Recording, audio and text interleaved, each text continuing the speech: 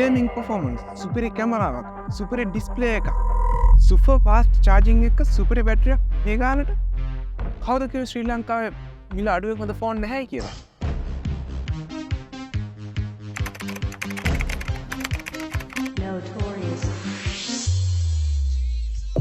බන්න මම ඒ කියපු දේ අදටත් ඒ විදිහටම වැලිඩ්.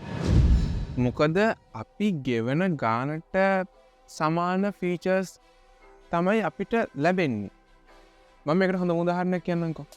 iPhone 12 එකේ තියෙන්නේ මෙගාපික්සල් 12ක කැමරාවක්. එතකොට මේ 30-40 තියෙන ෆෝන් වල තියෙනවා මෙගාපික්සල් 50 60 කැමරා. ඒ මෙගාපික්සල් කවුන්ට් එක මේ ෆෝන් වල වැඩි වුණත් ෆොටෝ එකේ ක්වොලිටි එක හොඳ iPhone එකේනේ. ඒ වගේ තමයි ස්පෙක්ස් වැඩි වුණ පළියට හොඳයි කියන්නම් බෑ. මේකේ ස්පෙක්ස් වගේම ඔප්ටිමයිසේෂන් කියන එක සමානව තියෙන්න ඕන, නැත්තම් ඉනිවර්ස් එකෙන් වැඩක් නැහැ. ඉතින් අපි ගෙවන ගාන අඩුයි නම් ඒ කට්ටියට විකුණ ගන්න, ඒ අයිටම් එක විකුණ ගන්න මොකක් හරි වැඩි ස්පෙක්ස් දීලා ඒක එච්චර ඔප්ටිමයිස් කරන්න නැතුව දුන්නම ඉනිවර්ස් එකෙන් වැඩක් නැහැ. entry level phone මේ මිල අඩු ෆෝන් වල වෙන්නේ ඕක තමයි. නැත්තම් ඒ ෆෝන් හොඳ නැහැ කියනව නෙවෙයි. ඒ ෆෝන් වල ඔප්ටිමයිසේෂන් අනිත් ෆෝන් තරම් නැහැ. මේක හරියනවා mid range ෆෝන් වලට එද්දි. මිල වැඩිම ෆෝනුත් නෙවෙයි, මිල අඩුම ෆෝනුත් නෙවෙයි, මැද තියෙන ෆෝන් තියෙන්නේ. මෙන්න මේ සෙට් එකේදී අර entry level ෆෝන් මිල අඩු ෆෝන් වල තියෙන ස්පෙක්ස්ම තිබ්බත් ඒවා ගොඩක් හොඳට ඔප්ටිමයිස් කරලා තියෙන්නේ. එතකොට මේ ෆෝන් එකේ කල්පැවැත්ම, මේ ෆෝන් එකේ ක්වොලිටිය, මේ වගේ දේවල් වැඩි. ඉතින් ඒ දේවල් වැඩි කරන නිසා තමයි මේ විදිහට මිලත් වැඩි වෙන්නේ. මේ කතාව මම කියන්න හේතුව කීප දෙනෙක්ම මට පෞද්ගලිකව මැසේජ් දාලා කිව්වා මේ මිල අඩු ෆෝන් වලට මම වැරදි විතරක්ම කියනවනේ කියලා. ඇත්තටම එහෙම නැහැ. මම ඒවයි ගේම්ස් ගහන්න බෑ ඒ වගේ දේවල් කියනවා තමයි. ගේම්ස් ගහන්න පුළුවන් වුණාට කාලයක් ගේම්ස් ගැහුවම මේ ෆෝන් වල තියෙන ක්වොලිටියත් අඩු වෙනවා. ඒවා ඔප්ටිමයිස් කරලා තින්නේ ඒ වගේ දේවල් වලට නෙවෙයි. ඉතින් මම ඒකයි ඒ ෆෝන් ගැන එච්චර හොඳ කියන්නේ නැත්තේ. ඉතින් ගෙවන මුදලට සමාන දේවල් තමයි අපිට ලැබෙන්නේ. හරි, කොහොම වුණත් මෙන්න මේ Oppo A38 එක mid range ගානේ තියෙන ෆෝන් එකක්. මිල අඩුත් නැති වැඩිත් නැති මැද ලෙවල් එකේ තියෙන ෆෝන් එකක්. ඒත් එක්කම ශ්‍රී ලංකාවේ කොට කාලයක් තිස්සේ තියෙන ඉනෝවේෂන් කරන, ගෙවන ගානටත් උපරිම සාධාරණයක් කරන හොඳ බ්‍රෑන්ඩ් එකක් තමයි මේ Oppo කියන්නේ. ඉතින් මේ කට්ටියගේ mid range level එකේ රිලීස් වුණ ෆෝන් එකක් තමයි මේ Oppo A38 එක. එහෙනම් මේ ෆෝන් එකේ බොක්ස් එකත් එක්ක හම්බ වෙන්නේ මොනවද කියලා බලලාම අපි මේ ෆෝන් එක ගැන කතා කරමු.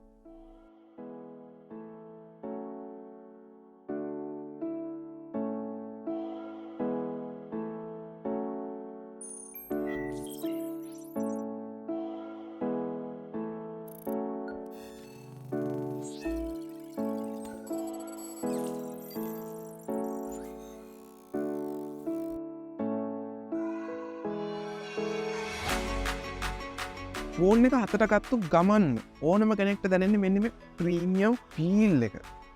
මේ ෆෝන් එකේ ග්ලෝවින් බ්ලැක් සහ ග්ලෝවින් ගෝල්ඩ් කියන කලර්ස් දෙකක් එක තමයි මේ ෆෝන් එකේ එන්නේ. ඒත් එක මේ ෆෝන් එකේ තියෙන මාරම ලස්සන ඩිසයින් එකක්.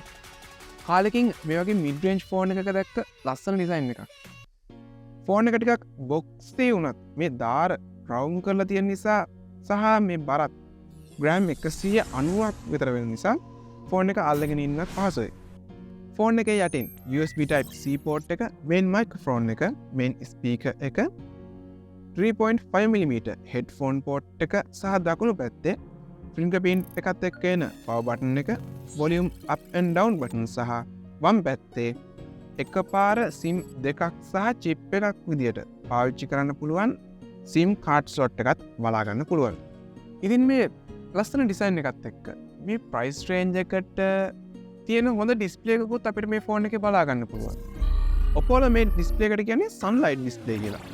එහෙම කියන හේතුව අපි සාමාන්‍යයෙන් ඩිස්ප්ලේ එකක brightness level එක එළිය ඩිස්ප්ලේ එකේ දෙන්න පුළුවන් එළිය මනින්නම nits කියලා අගයකින් මේ nits ගණන වැඩි වෙන්න මේ ඩිස්ප්ලේ එකේ එළිය වැඩි වෙනවා. ඉතින් මේ nits ගණන වැඩි වෙන්න මේ ඩිස්ප්ලේ එකේ එළිය වැඩි වෙනවනේ. ඉතින් මේක අපිට ගොඩක් වැදගත් වෙනවා අපි ෆෝන් එක එළියේ වගේ පාවිච්චි කරනවා නම්, දවල්ට එළියදී පාවිච්චි කරනවා නම්. සාමාන්‍යෙන් මේ ප්‍රයිස් ට්‍රෙන්ජ් එක තියෙන ගොඩක් ෆෝන් වල තියෙන්නේ නිට්ස් 450 වගේ ආගයක්. ඒත් මේ ඩිස්ප්ලේකේදී අපිට නිට්ස් 720ක් බලාගන්න පුළුවන්. ගිනි අවුවුණත් මේ ෆෝන් එක ඩිස්ප්ලේ එක තින හැම දෙයක්ම කිසිම ප්‍රශ්නයක් නැතුව මේ ඩිස්ප්ලේකෙන් බලාගන්න පුළුවන්. එත් එක්කම මේ අඟල් 6.5 LCD පැනල් එකට 90Hz රීෆ්‍රෙෂ් රේට් එකක් තියෙන නිසා මේ ඩිස්ප්ලේකෙන් දේවල් ස්මූත්ව බලාගන්න පුළුවන්. විශේෂයෙන්ම සෝෂල් මීඩියාවල අපි FB එකේ එහෙම ස්ක්‍රෝල් කරද්දි මේ ස්මූත් එක අපිට ගොඩක් හොඳට බලාගන්න පුළුවන්. මේ ප්‍රයිස් රේන්ජ් එකේ තියෙන අනිත් ෆෝන් වල තියෙන්නේ 60Hz ඩිස්ප්ලේනේ. ගොඩක් Redmi ෆෝන් වල ඉතින් මේ ෆෝන් එකට 90Hz ඩිස්ප්ලේ එකක් තියෙනවා. ඉතින් මේ 90Hz ඩිස්ප්ලේ එක කන්ට්‍රෝල් කරන්න වැඩි ප්‍රොසෙසිං පවර්ස් වගේම වැඩි බැටරි බලයක් යනවා. ඉතින් ඔයාලට මේ ඩිස්ප්ලේ එකේ ඔප්ෂන් එකක් දීලා තියෙනවා. අවශ්‍ය වෙලාවට 90Hz පාවිච්චි කරන්නත් අවශ්‍ය වෙලාවට 60Hz පාවිච්චි කරන්නත් විදියට. ඉතින් ඒක බැටරි ඉතුරු කරගන්න හොඳ උපක්‍රමයක්.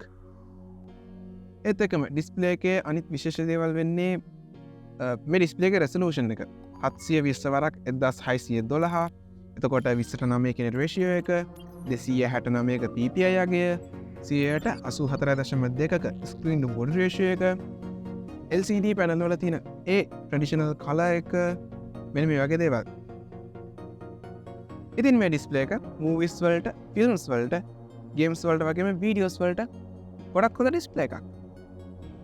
කලින් වගේම තමයි මේ ස්පෙක්ස්ම මීට මිල අඩුවෙන් ගන්න පුළුවන් වුණාට ඔප්ටිමයිසේෂන් තමයි වැදගත්. එතකොට මේ ෆෝන් එකේ පර්ෆෝමන්ස් ගැන කියද්දි ඔයාට මීට වඩා රුපියල් 10000ක් හෝ 20000ක් අඩුවෙන් මේ හා සමානවම තියෙන පර්ෆෝමන්ස් තියෙන ෆෝන් ඕන තරම් බලාගන්න පුළුවන්. ඒත් මැජික් එක තියෙන්නේ ඔප්ටිමයිසේෂන් වල. මම මේක හැමතිස්සෙම කියන දෙයක්. පර්ෆෝමන්ස් කොච්චර තිබ්බත් වැඩක් නැහැ ඒක ඔප්ටිමයිසේෂන් හරියට නැත්තම්. හොඳම උදාහරණය මම කලින් කිව්ව උදාහරණය iPhone 12 එකේ තියෙන 12 මෙගාපික්සල් එකක් මේ ප්‍රයිස් රේන්ජ් එකේ තියෙන ෆෝන් වල 60 මෙගාපික්සල් 50 කැමරාස් තියෙනවනේ. ඊළඟට ෆොටෝ වල ක්වොලිටි එක ගත්තම හොඳ iPhone එකේනේ. ඔප්ටිමයිසේෂන්. ඉතින් මේ ෆෝන් එකේ තියෙන මේ හાર્ඩ්වෙයාර් මේ හැම දෙයක්ම හොඳට ඔප්ටිමයිස් කරලා කන්ට්‍රෝල් කරන්න අපිට මේකෙදි Android 12 එක Color OS 13.1 උදව් වෙලා තියෙනවා. ඔප්ටිමයිසේෂන් විතරක්ම තිබිලා මදිනේ. ඉතින් මේ ෆෝන් එකේ අනිත් ස්පෙසිෆිකේෂන් දිහා බැලුවොත් මිඩ් රේන්ජ් එකේ ගේමින් චිප්සෙට් එකක් වෙන MediaTek MT6769 කියන චිප්සෙට් එක Helio G85 12nm Cortex A75 octa-core CPU එක Mali G57 GPU එක සහ 6GB හෝ 4GB විදිහට RAM version දෙකක් වගේම 128GB ස්ටෝරේජ් එකක් එක්ක මෙන්න මේ ඩිවයිස් එක බලාගන්න පුළුවන්. Oppo ලා කියනවා මේ ෆෝන් එක අවුරුදු 3ක් යනකම් ස්ලෝ ඩවුන් වෙන්නේ නැහැ කියලා. දන්නවනේ normal Android ෆෝන් එකක් ගත්තම සාමාන්‍යයෙන් අවුරුද්දක් විතර යද්දී මුළු ෆෝන් එකම ස්ලෝ වෙලා පාවිච්චි කරන්න බැරි තත්ත්වයට යනවා. ඊට පස්සේ අපි කරන්නේ රීසෙට් කරලා ගන්න එක. ඒත් Oppo ලා මේ ෆෝන් එකත් එක්ක කියනවා මාස 36ක් යනකම් මේ විදිහට ස්ලෝ ඩවුන් වෙන්නේ නැහැ කියලා. එතනින් පස්සේ ස්ලෝ ඩවුන් වුණත් අර අනිත් Android ෆෝන් තරම් ඉක්මනට ස්ලෝ වෙන්නේ නැහැ. මිඩ් රේන්ජ් එකේ තියෙන හොඳ ගේමින් එක්ස්පීරියන්ස් එකක් විතරක්ම නෙමෙයි ඩේ ටු ඩේ අනිත් වැඩවලදීත් හිර නොවී වැඩ කරන ෆෝන් එකක් විදිහට මෙන්න මේ ෆෝන් එක හඳුන්වන්න පුළුවන්. දැනට තියෙන හැම ගේම් එකක්ම බැරි වුණත් PUBG, COD Mobile, Free Fire වගේ ගේම්ස් high frame rate එකක high graphic එකක මෙන්න මේ ෆෝන් එක අපිට කිසි ප්‍රශ්නයක් නැතුව ප්ලේ කරන්න පුළුවන්. ඉතින් අපි හැමෝම දන්නවනේ Oppo වල ප්‍රසිද්ධයි මේ කට්ටියගේ කැමරා වලට. TV එකේ ඇඩ් එකමත් ගියා මතකද selfie expert කියලා. Oppo ලා මේ පාරත් කරලා තියෙන්නේ මේ කට්ටියගේ කැමරා සෙන්සර් එක අරගෙන අර පරණ කැමරා එන්ජින් එකම දාපු එකම තමයි. ඇත්තටම මට මේ කැමරාව ගොඩාක් වෙලා ටෙස්ට් කරන්න බැරි වුණා. ෆෝන් එකම නෙවෙයිනේ. හැබැයි ටෙස්ට් කරපු වෙලාවෙදිත් මට මේ කැමරාව ගැන වැරදි කියනවද එහෙම නැත්නම් හොඳ විතරක් කියනවද කියලා හරියට හිතාගන්න බැරි වුණා. ගොඩක් වෙලාවල් වලට හොඳ ෆොටෝස් ගත්තත් සමහර වෙලාවල් තියෙනවා ෆෝකස් එක අවුල් හරියට කැප්චර් වුනේ නැති වෙලාවල්. ඉතින් මේ සාම්පල් ෆොටෝස් වලින් ඔයාලටම හොඳ අදහසක් ගන්න පුළුවන් මේ ෆෝන් එකේ කැමරා සෙටප් එක මොන වගේද කියලා. ඉතින් මේ ෆොටෝස් සහ වීඩියෝස් ගන්න මේ ෆෝන් එකේ මෙගාපික්සල් 50ක f1.8 මෙයින් ලෙන්ස එකක් සහ 2 මෙගාපික්සල් ඩෙප් සෙන්සර් එකකුත් එක්ක 5 මෙගාපික්සල් සෙල්ෆි කැමරාවකුත් බලාගන්න පුළුවන්. එතකම 1080p 30fps වීඩියෝස් රෙකෝඩ් කරන්න මෙන්න මේ ෆෝන් එකේ පුළුවන්. ඉතින් මේ හැම දෙයක් එක්කම මේ ෆෝන් එක දවස පුරාම පාවිච්චි කරන්න අපිට තියෙනවා 5000 මිලියම් පෙව බැටරි එකක්. Oppo නම් කියන්නේ දවස් දෙකක් පුළුවන් කියලා. ඒත් එක්කම Oppo කියනවා විනාඩි 15ක් ෆෝන් එක charge කරගත්තම පැය 5කට වඩා මේ ෆෝන් එකේ වීඩියෝස් බලන්න පුළුවන් කියලා. ඒක නම් පැය 5ක් නැතුණත් ඒ ආසන්නයෙන් වගේ බලාගන්න පුළුවන්. මොකද මේකට තියෙන්නේ 33 watts super whoop charger එකක්. ඒ නිසාම බිඳුවේ ඉඳලා 150ක් charge කරන්න යන්නේ විනාඩි 30යි. හරි මේ ෆෝන් එක දැක්ක අනිත් විශේෂතාව බලුවොත් අනිත් ෆෝන් වලට වඩා වැඩි ශබ්දයක් මේ ස්පීකර් සිස්ටම් එකේ තියෙනවා. අනිත් ෆෝන් වලට සාපේක්ෂව හෙමින් තමයි ලැග් වෙන්නේ කියන්නේ. ලැග් වෙන්න පටන් ගන්න කාලයක් යනවා. මාස 36ක් කියලා Oppo කියන්නේ. 33 watt super whoop charger එකක් DCI-P3 color gamut එක IKEA side mount fingerprint sensor එකක් new gestures වගේ දේවල් මේ ෆෝන් එකේ අපිට බලා ගන්න පුළුවන්. ෆෝන් එකට මේ මිලත් එක්ක වරදක් කියන්න දෙයක් එච්චරම නැහැ. හැම පැත්තම කවර් වෙච්ච හොඳ ෆෝන් එකක්.